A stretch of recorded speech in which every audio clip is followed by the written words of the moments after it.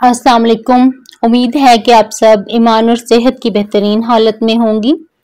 सबसे बड़ी बात है खुद को खुश रखना।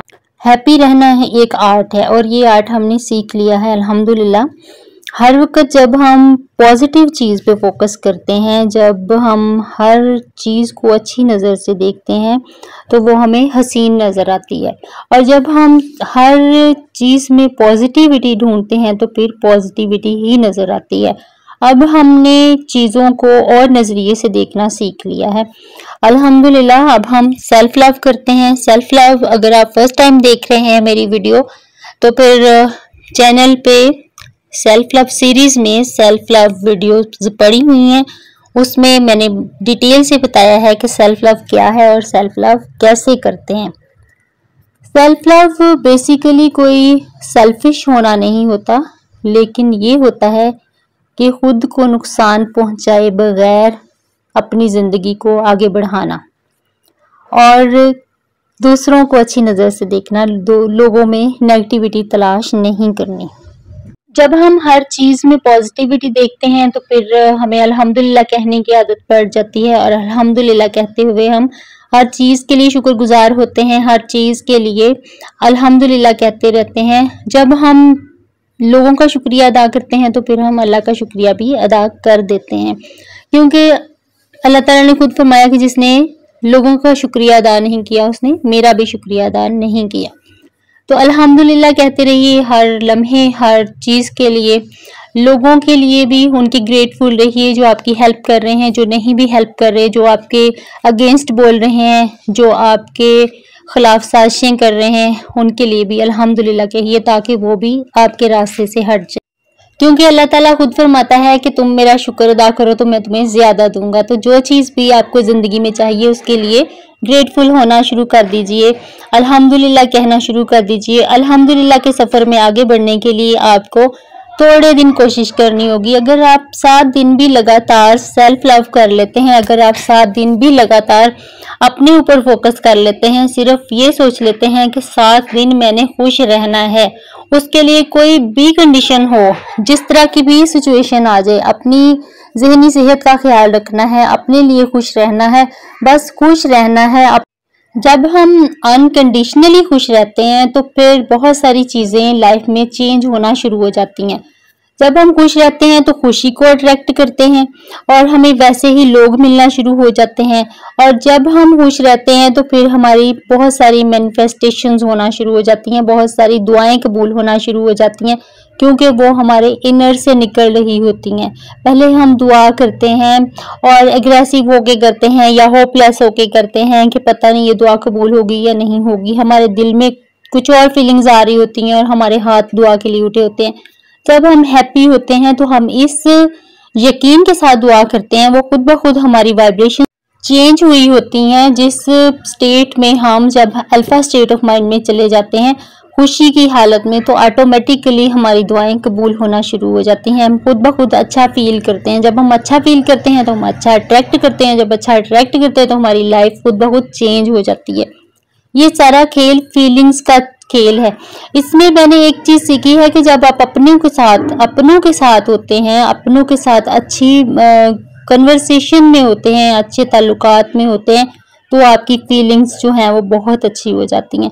तो एक दूसरे के साथ स्टे रहिए, उनके साथ स्टे ट्यून्ड रहिए, उनके साथ मिलते जुलते रहिए, एक दूसरे के साथ अपनी फीलिंग्स को शेयर करते रहिए, एक दूसरे के साथ बातचीत करते रहिए, चाहे वो लड़ाई झगड़े की बातचीत ही क्यों हो। अब लड़ाई झगड़े से मुराद ये नहीं है कि आपने सचमुच की लड़ाई झगड़े करने हैं और एक दूसरे को मार कुटाइयाँ करनी है। मसलन ये है कि जब हम अपने बहन भाइयों से, हम अपने करीबी लोगों के साथ इन टच रहते हैं तो हमारी फीलिंग्स ऑटोमेटिकली चेंज होती हैं, हम खुद को मजबूत फील करते हैं।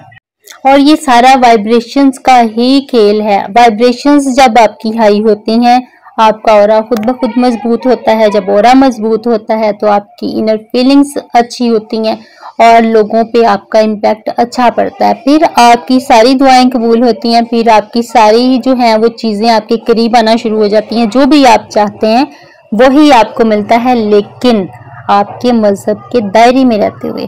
जो भी आपका मजहब है, जो भी आपकी जो है वो लिमिटेशंस हैं, क्योंकि हर मजहब की एक लिमिटेशंस हैं, हमारे मजहब की लिमिटेशंस ये हैं कि हम अपने एक दायरा अल्लाह ताला ने हमें दिया, हम उसके अंदर रहते हैं, तो उसके अंदर रहकर ही हमें मांगना है और उसके अंदर रहकर ही हमें मिलता है। और हमें, मैं समझती हूँ कि उसके अंदर रहकर ही मिले तो हमें सुकून मिलता है। उससे आगे हम मांग लेते हैं, मिल भी सकता है क्योंकि वो तो रहीम है, वो करीम है, उसके खजानों में कौन सा कमी है। जब हम कहते हैं कि अल्लाह अपने शान शान अता फरमा, तो वो अता फरमा देता है। तो हर लम्हा अपनी वाइब्रेशंस पे काम करते रहिए, हर लम्हा खुद को हैप्पी रखने की कोशिश कीजिए, हर लम्हा अपना कतारसिस करते रहिए। आपको अगर कुछ ऐसी फीलिंग्स आ रही हैं, सैड फील हो रहा है, आप बात कीजिए, अपने इर्द गिर्द के लोगों से बात कीजिए, अपने बहन भाइयों से बात कीजिए, अपने माँ बाप से बात कीजिए, उस मसले को सॉर्ट आउट कीजिए, उसको अंदर ही लेके नहीं बैठे रहिए। इसके अलावा सेल्फ टॉक कीजिए। आपको कोई इशू आ रहा है, आप सेल्फ टॉक कीजिए। अगर आपके पास कोई और बोलने वाला नहीं है, सुनने वाला नहीं है, तो आप खुद से बात कीजिए। खुद से बात तो वैसे भी करते रहना चाहिए। सेल्फ टॉक करते रहिए, सुबह शाम आईने में देख के अपने आप से बात कीजिए, अफर्मेशंस बोलिए। जब हम अफर्मेशंस बोलते हैं तो ये इनिशियल स्टेज है सेल्फ टॉक की। उसके बाद हम खुद से प्रॉपर बात करना सीख जाते हैं, क्योंकि अभी हम अफर्मेशन बोलते हैं, I love you, I love you, अपना नाम लेके बोलते हैं, I respect you, you are very pretty, I am proud of you, I am proud of you. खुद से हम कहते हैं, शीशे में देख के खुद से बात करते हैं। लेकिन जब हम ये बोलना शुरू कर देते हैं, फिर हमारे अंदर इतनी कॉन्फिडेंस भी आ जाता है, हमारे अंदर इतनी ताकत आ जाती है कि हम खुद से खुल के बात कर सके। फिर हम खुद के बात करते हैं कि भाई तुम में ये खराबी है, तुम्हें वहां पे इस तरह से नहीं बोलना चाहिए था। अंदर ही अंदर कूदना नहीं है, सेल्फ टॉक करनी है। आप ब्रश करते हुए कीजिए, खुद से बात कीजिए, आंखों में आंखें डाल के बात कीजिए कि आज भी मैं इस तरह से काम करने वाली हूँ, आज मैं फलां से ऐसे बात करूंगी। या फिर कल की बात कीजिए कि मैंने फलां से ऐसे कहा था, मुझे ऐसा नहीं कहना चाहिए था, आइंदा ऐसा नहीं करूंगी मैं, और बिल्कुल ठीक रहूंगी। आइंदा खुद की अपनी वाइब्रेशंस पे काम करूंगी और मैं खुश रहूंगी। मैंने अपनी खुशी का ख्याल नहीं रखा, मैंने फलां बंदे की वजह से अपनी वाइब्रेशंस को लो कर लिया, लेकिन अब मैं ऐसा नहीं करने वाली हूँ। अब मैं खुश रहूंगी और अपनी खुशी का ख्याल रखूंगी। जब हम खुद की खुशी का ख्याल रखते हैं तो यकीन करें कि हम किसी को भी कोई नुकसान नहीं पहुंचाते। बस ये होता है कि हम नेगेटिविटी से दूर हो जाते हैं, हम नेगेटिव लोगों से दूर हो जाते हैं, हम अपनी नेगेटिविटी को रिलीज कर देते हैं। जस्ट इतनी सी बात है।